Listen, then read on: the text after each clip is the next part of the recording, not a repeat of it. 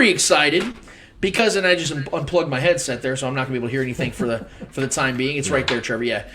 So we are very excited because we have a guy that I respect greatly. I go to him for a lot of things. We talk damn near every single day about whatever, but it's a lot of times it's about football. Because this man knows what he's talking about. And he hit me up this week. He's like, listen, man, I need to get on the show. We need to talk. We have a lot of things to talk about, as we do every single time. But let's not waste any more of that time because he needs to rant, and I can't wait to hear what Shaggy has to say. Got some questions for him, but nevertheless, let's give it up for our guy, Shaggy Shay Williams. Thank you for that introduction, brother. Lance, how you doing? How you doing, Trevor? How you guys What's doing? going on, man? We're doing great, brother. We're glad you're here. Hey, Lance, 5 years ago, you came over to the plush studios of Shaggy Shane Entertainment for the very first time, and you and I both were out on an island, and we demanded that Chiefs Kingdom draft a quarterback in the first round. The rest is Kingdom history, brother. And I'll never forget that because it's something that we celebrated 5 days later on April 27th, 2017, when the Kansas City Chiefs traded up 17 spots in the draft and took Patrick LaVon Mahomes II. It was a beautiful moment. We celebrated as if we won the Super Bowl because we knew once he got on the field, it was going to be magic. The rest is, as I said, is history. This draft coming up in 12 days is just as paramount as it was 5 years ago. With the plethora of draft picks, with the defense, let's be honest, guys, with the defense in limbo. And it's not the good limbo. It's the limbo teetering on falling. Because last year, when the Chiefs traded for Melvin Ingram on November 2nd, the Chiefs had just won Monday night game against a bad New York Giants team. It was an ugly win to go to 4-4. At the time, the Chiefs were 30th in defense and dead last in the AFC West.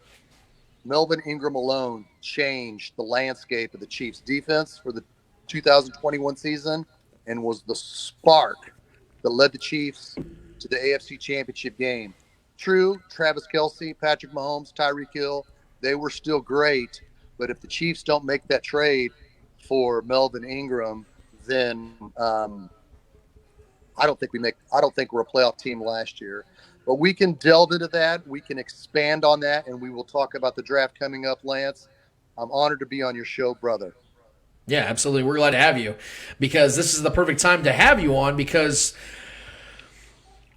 this offseason has been rather unique, Shane, and you and I have talked throughout it. We've given our opinions. Well, I know we both didn't like the Tyreek trade initially, and then we heard that there were other things, other factors involved that we didn't really know at the beginning, that Tyreek wanted to be closer to home. He wanted to get that record-breaking money, and the Chiefs understood and respected that and got him out of here.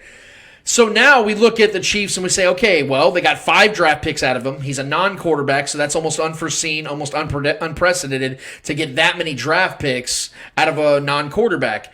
But also they got a ton of cap space in return. They got around 18 to 20 million in cap space available. And that excited me because I knew there were possibilities, there were things that the Chiefs can go and do to spend that money. But they haven't done that to this point, which leads me to believe that, because I can't believe the Chiefs are going to continue to be this conservative all the way into the draft. I know they got to sign their draft picks, but I have to think there's some sort of trade coming. We know last year that the Chiefs are going to do something. They traded for Orlando Brown Jr. They went and signed Joe Thuney, spent money. Well, there's a lot of money to be spent, and they haven't done it yet. So I have to believe that the Chiefs have something out there, a plan, something up their sleeve to get somebody that can contribute day one and make an absolute difference and be a difference maker. If you were to guess right now, Shane, how do you think the Chiefs are going to spend that cap money to make this offense or this defense or this team as a whole improve that much more? Defense. It has to be defense. The topic I talked about when I posted on the Spoken yesterday on Twitter and Facebook, and let's be honest, guys. When Andy Reid took over the Kansas City Chiefs 9 years ago, he had a great defense. Now, people might be saying, "Oh, come on, Shaggy." The Chiefs were 2-14, had the first overall draft in the 2013 draft. There wasn't any talent on the 2013 team. Uh, and Andy Reid took over a defense that was still playing at a high level. He had Tom Hali on the outside. He had Justin Houston on the other outside. He had Dontari Poe, which was a number one draft pick, going into his second season. He had Derek Johnson in the middle playing at a high level. He had the great Eric Berry at safety. He had Brandon Flowers at the other corner, and he picked up cornerback Sean Smith on the other side. That defense, that team, and let's not forget Jamal Charles was on offense as the running back. When Andy Reid took over that team, all that team needed was Andy Reid. Where the team is now, let's fast forward to 9 years, because we can't get in a time machine. I wish we could. I wish we could go get in a time machine and go back to 2013 and bring that entire defense with Bob Sutton, yes, even Bob Sutton at that for that year, and play this year. But we can't do that. So now with the Chiefs, let's be honest, that this defense going into this draft is the worst it's ever looked under Andy Reid. It sucks to say it. John Dorsey tried to keep it going, to add depth. In 2014, he drafted D Ford in the first round to add depth for Tom Hali and Justin Houston. That was nice. D Ford showed promise for a good 3-year span, but never quite developed. In 2015, the number one draft pick was Marcus Peters. That was good. He showed massive promise, but they couldn't sustain it for a plethora of reasons that we don't need to touch on right now. So there were times in the last 9 years where the Chiefs tried to add depth to this team to eventually take over for Tom Hali, to eventually take over for Brandon Flowers and the rest of the cornerbacks. But now that the Chiefs sit here now with so many draft picks in the first 3 rounds, it is paramount that the Chiefs rebuild the defense the same way that Andy Reid had it when he took over in 2013. Now, I know it can't happen in one draft, regardless of how many draft picks you're going to get. The Chiefs aren't going to get a Tom Hali, Justin Houston, Eric Berry, Derek Johnson, Marcus Peters. You're not going to get all these guys in this year's draft, but it's a massive start. You got a plethora of picks, which I will get to the guys I want to draft here in just a minute. But it is paramount that the Chiefs address the defense, because it was only Melvin Ingram that turned the Chiefs defense around. I sat here with you guys on Halloween weekend and it was dark. Tyrann Mathieu was trolling Chiefs fans on Twitter and Instagram. We were 3-4, dead last. We had the 30th ranked defense. We were dead last in the division. This defense needs some serious rebuilding, and I hope and pray some way that Brett Veach at least entertains the thought of bringing Melvin Ingram back, because of the solid veteran leadership that he brought to the team last year and can bring to the team this upcoming season. It is paramount that we bring, in my opinion, Melvin Ingram back just to have that, because Frank Clark is going to serve some sort of suspension from last year. At least there's that talk that he might be suspended for those gun charges that he went through last June. So while we will contemplate what the Chiefs are going to do in the draft, like I said, I'll get to the players that I think that the Chiefs should draft early. There's still that concern with Frank Clark if he's going to be suspended or not. But this defense needs serious work. Yes, I love Nick Bolton. I love Willie Gay. I love Lord Jerry Sneed. Those guys are the foundation for this team. But for pass rush and the rest of the defensive line, and I didn't forget about Chris Jones, this defense needs help, and help that can be addressed in this year's draft.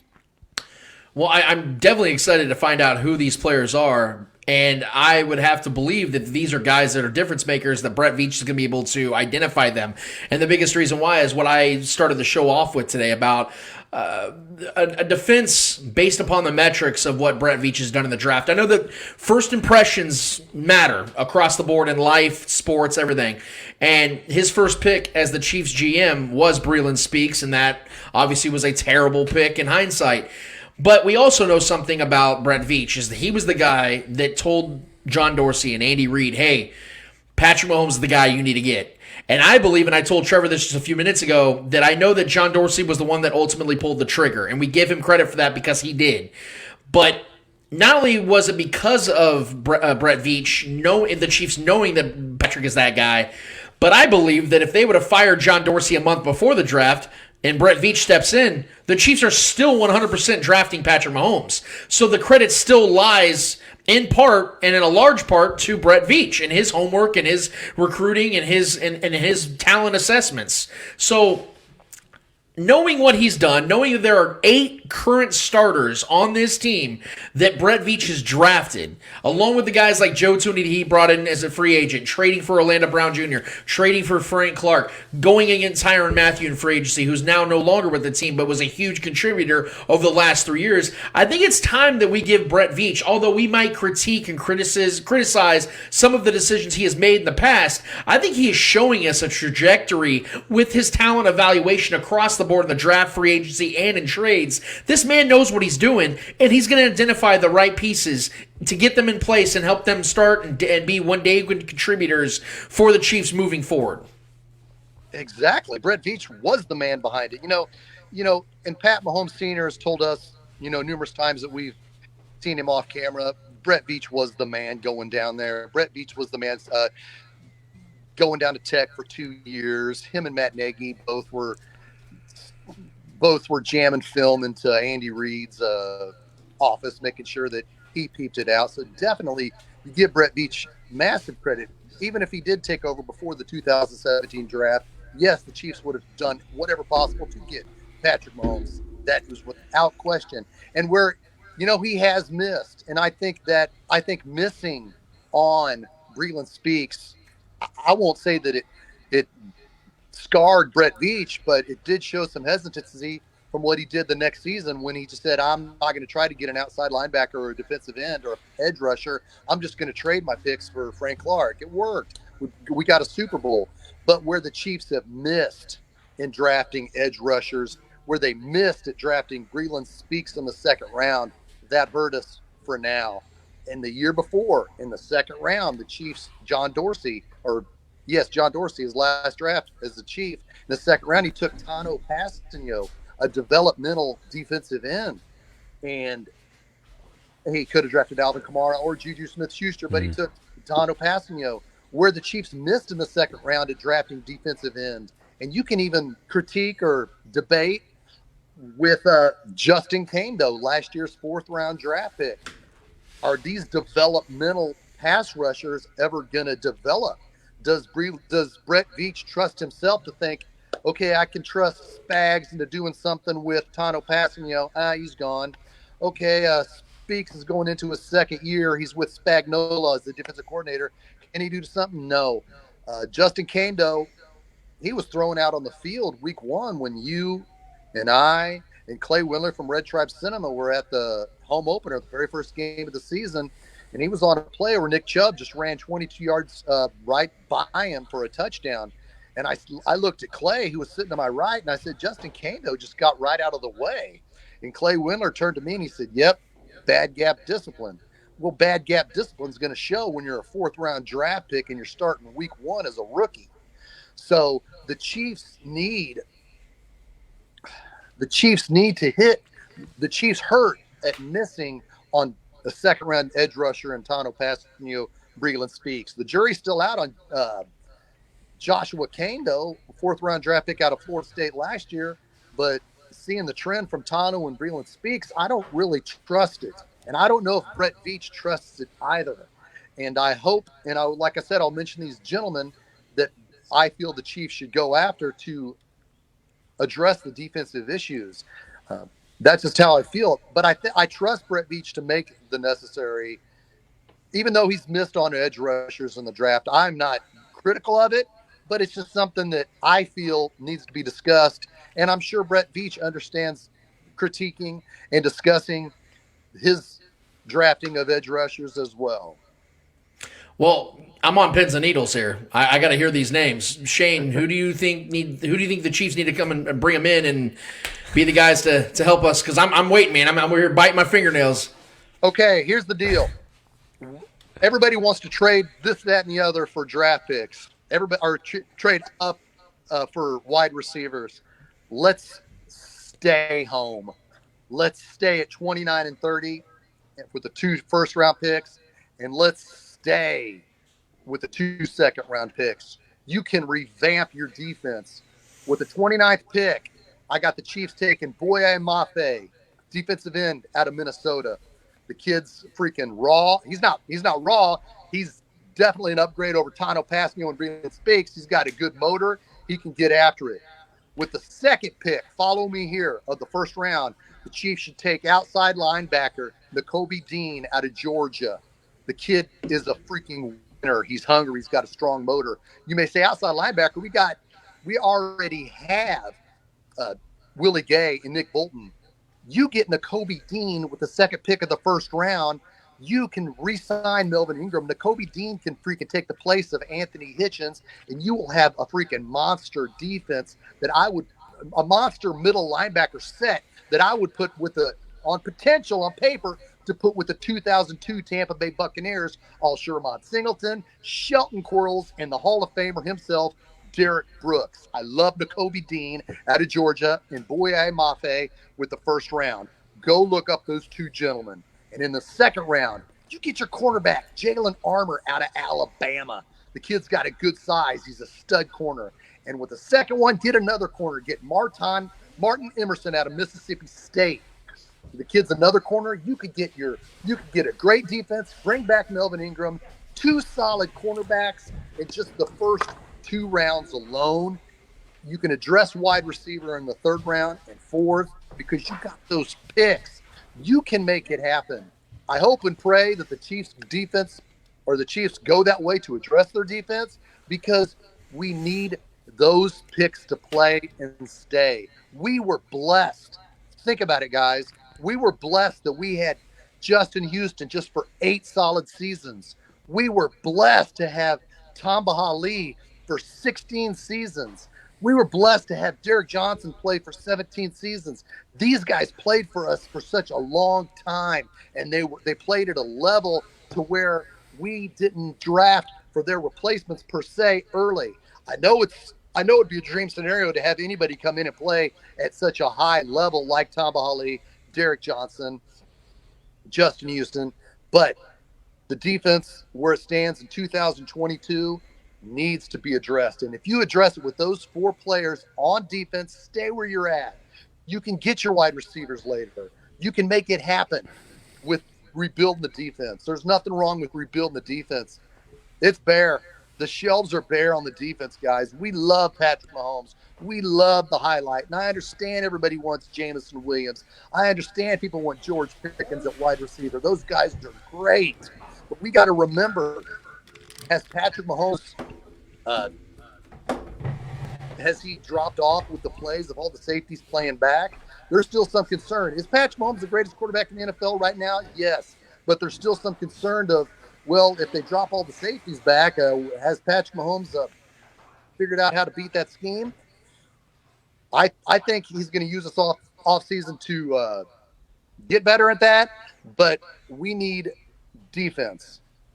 Patrick Mahomes, Matt Nagy is back, so Patrick Mahomes will get better. Not to say that he really fell off, but we got to be honest about the AFC Championship game. But let's rebuild the defense, and we'll go on from there. I like it. I like it, Shane. I think that makes a ton of sense. I do know who those players are, and they would be awesome players to add to this defense. And I think that you and I share a very similar mentality of how we believe the Chiefs utilize this draft. Because if you look at not just the draft last year, but also in free agency and trades, Brett Veach went and overcorrected on the offensive line. And we talked about this. I said this back on my Twitter account last year that the Chiefs need to give Patrick Mahomes as close to that 2003 offensive line as possible when they had Willie Shields and Willie Rofe and Casey Wigman and all those guys. And they did it. That's about as close as you can make it. So on the flip side, you bring up the 2013 defense, which I think finished 7th in overall defense that year. They had prolific stars across the board at all 3 levels. That's how you do it. That's how you make the best team. I know that there is this obsession to go and trade up and get a Jamison Williams or an Olave or somebody like that at the wide receiver position, but that's just an obsession and a fascination. That's not, to me, reality. The best way to get this team back into the Super Bowl is to give Patrick Mahomes a defense he can rely on and trust in, that he doesn't feel that pressure that he has to take those big, huge, ridiculous shots every single time, because that was one of the biggest reasons they struggled in the first 2 months of the season last season, is he didn't have that trust in the defense. They figured it out as the season went on, but we don't need to see that happen again. They don't need to do that because, unfortunately, they won't have the luxury of having an AFC that wasn't as great as it should be this next upcoming season, which is what I want to segue into when it comes to the remaining portions of the AFC outside of Kansas City. I am obsessed with talking about this because I think that although the AFC has gotten significantly stronger, and it is without question the better conference at this point, I do think that there is a little bit of hyperbolic overreaction to some of these acquisitions that these teams in the AFC West and the AFC as a whole have made. In particular, the Bills going and spending $53 million guaranteed on a 33-year-old Von Miller. The Chargers going and spending or getting all $64 million guaranteed dollars left in Khalil Mack's contract. A 32-year-old pass rusher who's had foot surgery. They're bringing him in. I think there's some moves, even with Russell Wilson, who we all know is a great quarterback, has been great, but is 34 years old. He is undersized. He had massive surgery on his throwing finger. He's been sacked over 500 times in his career. I think that there's a little more context than what people are willing to put out there when it comes to some of these aging veterans that these AFC contenders or people think that are contenders are putting on their roster and just assuming that they're going to jump the Chiefs now because of these acquisitions. What do you think of the AFC landscape as a whole right now, and in particular, some of these AFC West moves? Do you think that they have closed the gap on the Chiefs, or do you think they've leapfrogged the Chiefs already? They've definitely closed the gap. We got to respect it until they come to San Diego, the Raiders or the Broncos, and San Diego, LA Chargers. LA Chargers and collapse, the Broncos and collapse, and the Raiders and collapse. You got to give it to them because on paper, that's what we're going by now. The Chiefs, when you win the division 6 years in a row and you go to the playoffs 7 years in a row, there's going to be some, okay, what can we have to do? Are they desperate measures? Yes, but they needed to do it. I hope that the Chiefs have done enough. The Chiefs have done enough on offense to definitely hold back Khalil Mack. The Chiefs have done enough. I mean, I'm wearing a Creed Humphrey jersey right now just because Brett Beach killed the draft last year. The Chiefs need to kill the draft this year on defense to stop the Raiders' new offense. Yes, they still got Derek Carr, who's adequate at best, but they still have weapons. Russell Wilson and the Denver Broncos is the biggest concern because he's good. As he fell off, was he injured last year? My daughter's in Seattle, so she's been telling me there's been some injury problems with him. The fans are unhappy to lose him, but they felt like it was the right time to trade him. So they feel that he might be getting just past his prime. We'll have to see, because when I saw Seattle play and when I saw Russell Wilson play still at a high level, but I'm not in Seattle, and I don't watch all their games. I know you have stats to go by, but we will have to see. I think that Denver is tired of losing to us. They lost 13 times in a row to us, so they went deep and got their quarterback. So I definitely am concerned. Do I think they leapfrogged us? No, because until they do, I'm not going to say they have. So the Chiefs are the team to beat. We're the big guy on campus. I think Vegas even has us at the still top 5 or 6 to go to the Super Bowl. Is that what it is, Lance? Do you know the specifics? I think the Chiefs right now are the third best odds. Okay, yeah. So they're still in the mix because of Patrick Mahomes, because of Andy Reid. But I definitely respect, you have to, what the rest of the AFC has done to compete with the Kansas City Chiefs. Well, and then you look at the other two teams. I know we addressed the Broncos with Russell Wilson. My biggest issue with the Broncos, just for the record here, is I do believe that Russell Wilson makes them a better team just by being there. He's a top 10 quarterback still. He's still got plenty of opportunity to be great. I think he's not an old quarterback, but when you factor in his size and how many times he's been sacked and coming off his first real injury of his career, and it happens to be on his throwing hand, I think that does deserve some attention. Also with the Broncos, everyone talks about all these weapons they have. Maybe I'm the only one, but I don't see anybody outside of Javonte Williams, who, by the way, was a rookie last season, that is a proven commodity. Sure, Cortland Sutton, Tim Patrick, Jerry Jeudy, they're talented young players. But they haven't done anything to this point of their careers that makes me think they're proven that, oh my God, you got to watch out for these guys. I have to see it to believe it. And that goes across the board in the AFC West. Because when it comes to the Raiders, they just signed this big lucrative deal with the Derek Carr situation. They gave him basically $40 million a year. They can get out of it each and every year. But they did give him over $120 million for a guy who's never won a playoff game, played in one, and he threw an interception to end the game. Davante Adams, $28 million a year for a 30-year-old wide receiver. I can't imagine that that's going to bode well when he's going from Aaron Rodgers to Derek Carr. I don't think his production is going to match. They're spending a lot of money on guys that we don't know for sure are franchise cornerstones. And when it comes to the Chargers, maybe I'm tripping here, but I thought for like the last 5-6 years, the Chargers were penciled in to win the AFC West, win the AFC Championship, get to the Super Bowl. And every single year they fall short. And 2 of those years have been Justin Herbert, a guy that people think is an elite quarterback already. Yet they're 15-17 with him, have not made the playoffs yet, and they have Brandon Staley as their head coach. And if you look at the AFC West right now, in my opinion, the Chiefs have the 3 best head coaches in the division, with Andy Reid, Matt Nagy, and Eric Bieniemy. Because Brandon Staley is unproven. Josh McDaniels is 11-17 and drafted Tim Tebow in the first round, his first tenure, and left the Colts on red. And then we have Nathaniel Hackett in Denver that has never even called plays as an offensive coordinator and had Aaron Rodgers, which makes you look a lot better. Ask Mike McCarthy. So the AFC West has gotten better. The AFC has gotten better. But to me, there are so many missing key pieces to these teams that I'm not going to sit here and just pencil these teams in to leapfrog the Chiefs, make the playoffs, make big runs, because they got to show it to me, because these guys have a lot more to overcome than I think the Chiefs do. So when it comes to the Chargers, when it comes to the Raiders, what are you seeing right now? Do you think these guys are legitimate threats to the AFC West and the AFC as a whole? Chargers more than the Raiders. First off, when they predict the Chargers to win the division every single year for the last 20 years, it's because NFL Network is right across the street from their new stadium. So they're always going to be like, hey, let's go to work and predict the Chargers to go to the Super Bowl. Let's do it. But Brandon Staley, if he doesn't go for it on 4th down nearly every dang time last year, he probably wins that the final game against the Raiders, and they go to the playoffs. Justin Herbert, you have to respect him. He still has weapons. Keenan Allen and Mike Williams are studs. They still got that stud safety, and Darwin James, I do believe is his name. So they're going to be definitely in the mix. So I think you have to be careful of the hype they do get, but damn it, I respect Justin Herbert. Yeah. Sure. Well, got a couple more questions here for you, Shane. We're going to let you out, man, because we do appreciate your time big time.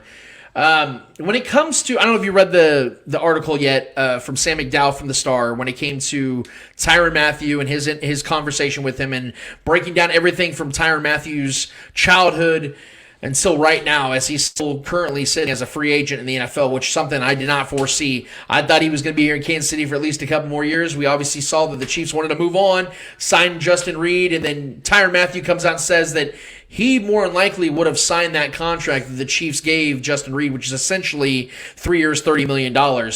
I don't believe that. I don't believe that Tyrann Mathieu's a liar, but I think revisionist history and trying to make himself feel and look better, I think he's saying that to make it look like, oh, he would have played for, pennies on the dollar. I don't believe that. I think Tyrann Mathieu wanted big money, didn't get it, and now is sitting here looking at the market, which is essentially dried up. There's been, I think, 10 safeties signed this offseason, and he's not one of them. If you could just give us a synopsis of, or just a diatribe rather, of what you took from the Tyrann Mathieu era. What do you think? What the future holds for Tyrann Mathieu moving forward, and just your overall thoughts on Tyrann Mathieu as a person and as a player. Tyrann Mathieu had to come to a team that was ready to go to the Super Bowl, and you know what? Tyrann Mathieu helped get it done. That was the perfect replacement, short-term replacement for Eric Berry. Eric Berry was the heart and soul of this defense. played at a high level until his body fell apart in 2017. So Tyrann Mathieu had big shoes to fill, and he came here and he filled it in that brief 2-3 year window. He came here, it was a perfect piece. Spagnola needed a safety to take over for Eric Berry, perfect replacement. And along with Frank Clark, that defense, they caught lightning in a bottle. It took them mid-October 2019 to get it together. They got it together. Tyrann Mathieu brought us a Super Bowl championship, and I will forever be grateful for that. The last 4 years, I mean, I know you want me to talk Tyrann, but the last 4 years of Chiefs football, which includes Tyrann, we should all be grateful for what Tyrann Mathieu has done. Anybody who's not grateful for what not only the Chiefs have done the last 4 years or Tyrann Mathieu, then you're just glutton for punishment. You're just a not happy person. So everything that Tyrann Mathieu has done the last 3 years with the Chiefs and the Chiefs 4 years in the last 4 years has been great. But it's time to move on. And I think Brett Veach, I'm hoping and praying, wants to revamp this defense with these draft picks. And I think Tyrann Mathieu should be applauded for what he's brought to the team. But it's time to move on, and it's time to rebuild the defense. But thank you, Tyrann Mathieu, for what you've done with the Kansas City Chiefs for 3 seasons. Definitely needed it. Well, final question here for you, and I know this is a guy that you are a big fan of, and he just signed with his 5th team. Mr. Sammy Watkins signed a 1-year deal with the Green Bay Packers, a team that is very desperate to get some wide receiver help. We're hoping for the best for Sammy. We're hoping the best for the Packers to get that little union between him and Aaron Rodgers going. That'd be a fun conversation to have. Could you imagine Aaron Rodgers and Sammy Watkins having a live conversation? That'd be interesting. But I want to get your thoughts on Sammy Watkins signing with the Green Bay Packers. Gosh, I'm not the only one who says this. If he stays healthy, he'll click. He's a good dude. You know, like that one time I met him and got my picture taken with him. He said he wanted to stay to Kansas City. He said his kids love Kansas City. It seems like everybody says that, don't they? But it didn't work out. He's got to stay healthy. We knew last year when he was going to Baltimore that he wasn't going to get the stats in the games that he played with Lamar Jackson because Lamar Jackson doesn't throw. He's not the passing quarterback that Patrick Mahomes is. And Tyreek Hill's not going to get the same stats that he's got from Tua Tagovailoa because Tyreek Hill doesn't have Patrick Mahomes. Now, specifically to Sammy Watkins, if, in capital letters, quotations, he stays healthy, he will be productive. He was productive with the Chiefs. Sammy Watkins was productive with the Chiefs. Before 2019, in a 2-year span, in 2018, before 2020, in 2018 and 2019, those postseasons, he was the most prolific wide receiver in Kansas City Chiefs postseason history before we went back to the playoffs in 2020 and went to the Super Bowl against Tampa. But he showed, hey, in January, if I'm healthy and you're a good quarterback, I'm going to get the ball going into the postseason. So he was definitely, man, I wish him the best of luck, definitely. Yeah, absolutely. All right, Shaggy, let the people know where they can find your show, where they can find you, and how to communicate with you, man. Well, first, I got a couple questions for you both because Go ahead. you guys, I watch you guys weekly, and I listen to the rest of at least as much as I can. I got a question that I feel Chiefs off-season workouts start Monday at Arrowhead Stadium. So the Chiefs are going to be back in the news. They're going to be back in the talk. We're going to see reports. We're going to see the media talk to the Chiefs as they come to work out. We're not specifically who's going to show up and who isn't, but we hope the players show up. Like I said, if the last 5 years, 4 years have been great, but if you go back 5 years, the Kansas City Chiefs in Andy Reid's era have lost 2 home playoff games where they were up 21-3. One with Alex Smith and one with Patrick Mahomes. I know we're trying to forget about it, but I hope if Patrick Mahomes is interviewed this week, the local media just takes the time just to ask him one question. Patrick, now that you've seen what happened in the AFC Championship game, now that you've been away from the game for a couple months, what have you learned about the second half of the AFC Championship game.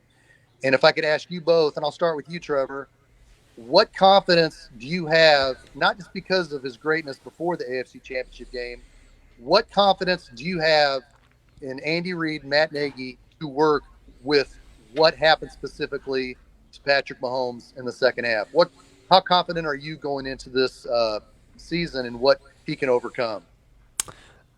I mean, for me personally, I have all the confidence in the world. I think Matt Nagy was a good addition to bring him back, a familiar voice, a guy that Patrick is confident in.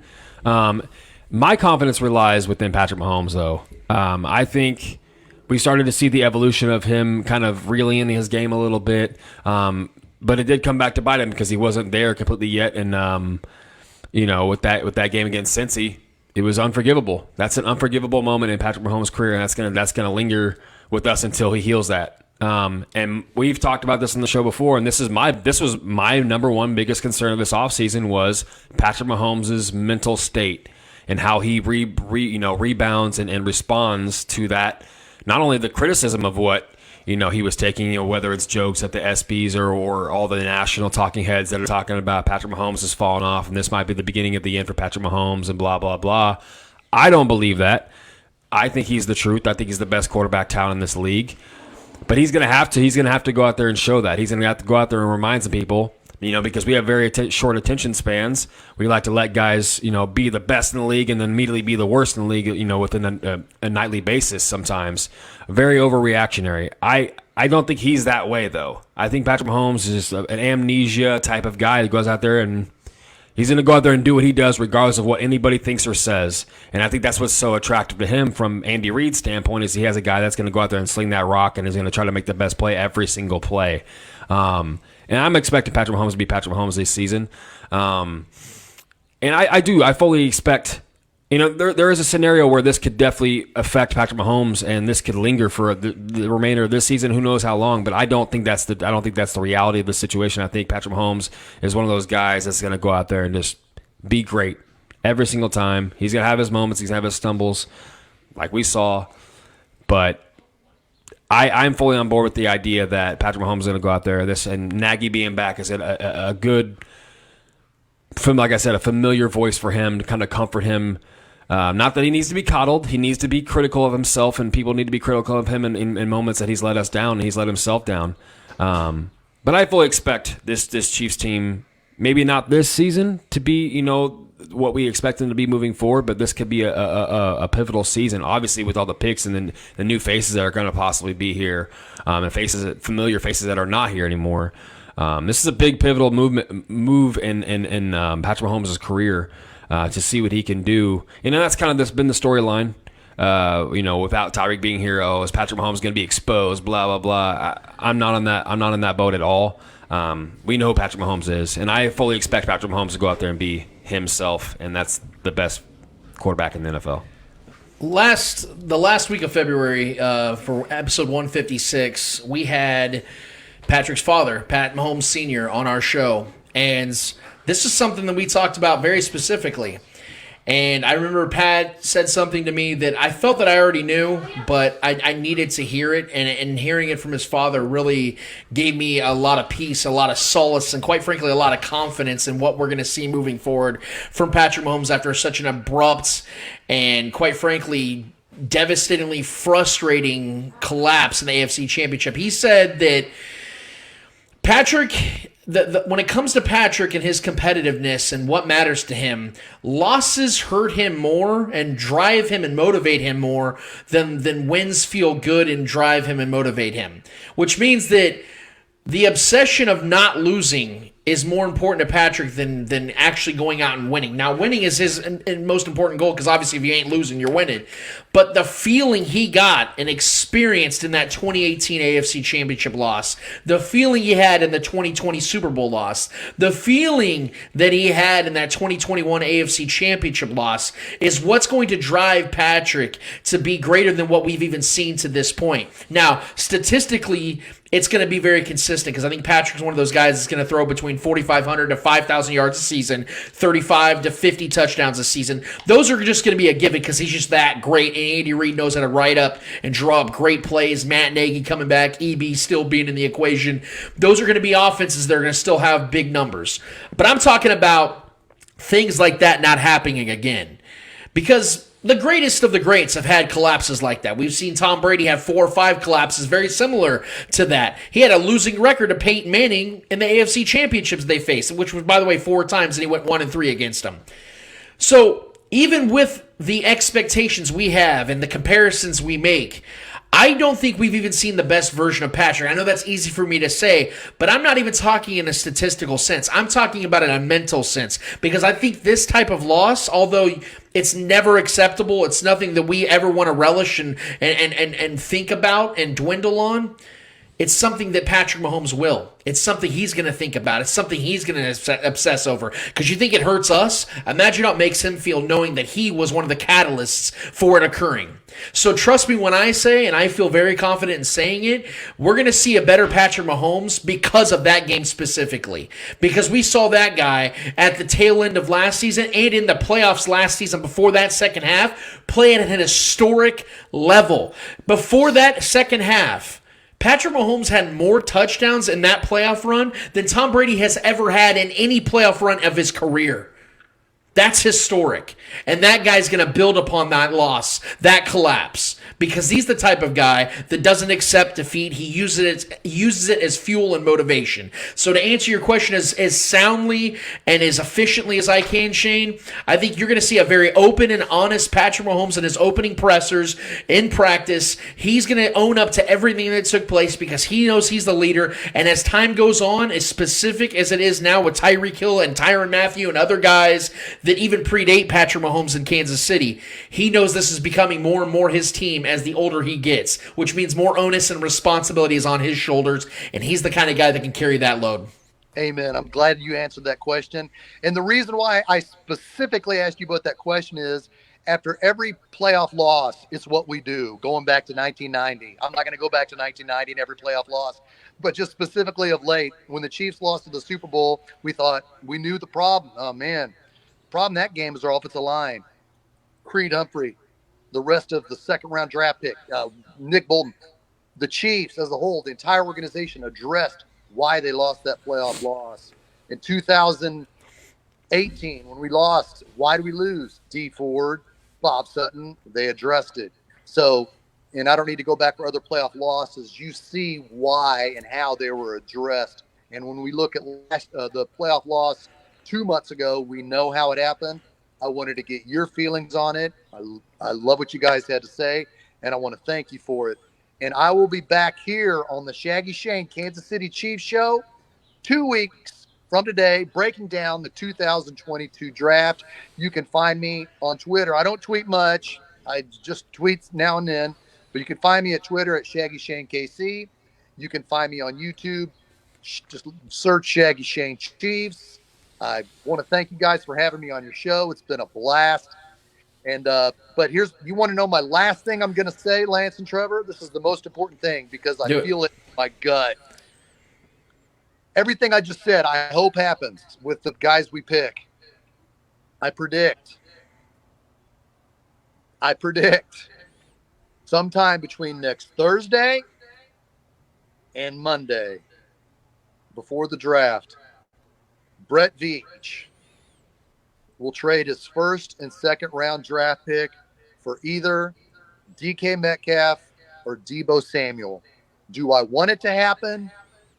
No. But it is in Brett Veach's DNA. It's who he is. So when you wake up next Thursday, sometime between next Thursday and Monday, and see the Chiefs have traded a first and second round draft pick for either Deebo Samuel or DK Metcalf, remember where you heard it. Like I said again, do I want it to happen? No. Like I said here last year on Halloween weekend and said, the Chiefs could trade Tyreek Hill, and it happened. I got bombarded with private messages saying, you were right on the spoken.